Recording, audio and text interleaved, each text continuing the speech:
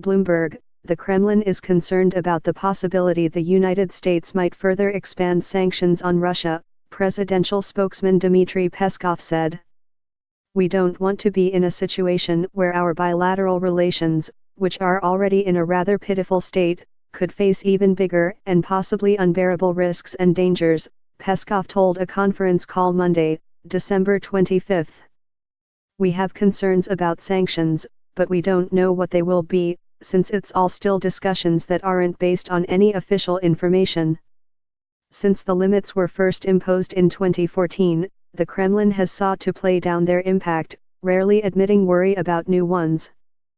But a new U.S. law that took effect in August calls for the Treasury to compile a list of business tycoons and companies seen as close to the Kremlin as potential targets for more sanctions.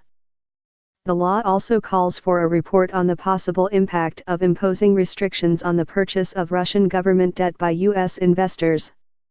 The oligarch list has raised fears among wealthy Russians, while debt limits could complicate the government's borrowing plans. Last week, as the U.S. added the names of several prominent Russians to its sanctions list, President Vladimir Putin approved a plan to issue special bonds to allow wealthy local investors worried about sanctions to bring money back into the country. President Putin consistently says that we view these sanctions as illegal and that Russia in principle doesn't plan to discuss lifting them, Peskov said, adding that Russia would retaliate for any new measures the U.S. imposes.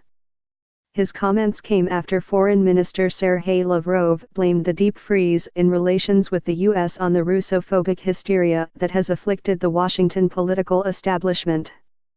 In an interview with the official RIA Novosti news agency, he said that while Putin and President Donald Trump have spoken several times in recent weeks by phone, there have been no discussions of when the next face-to-face meeting might take place.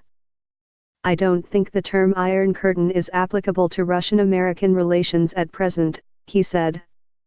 More likely, we're talking about another episode of McCarthyism, he added, referring to the 1950s anti-communist campaigning by then-Senator Joseph McCarthy.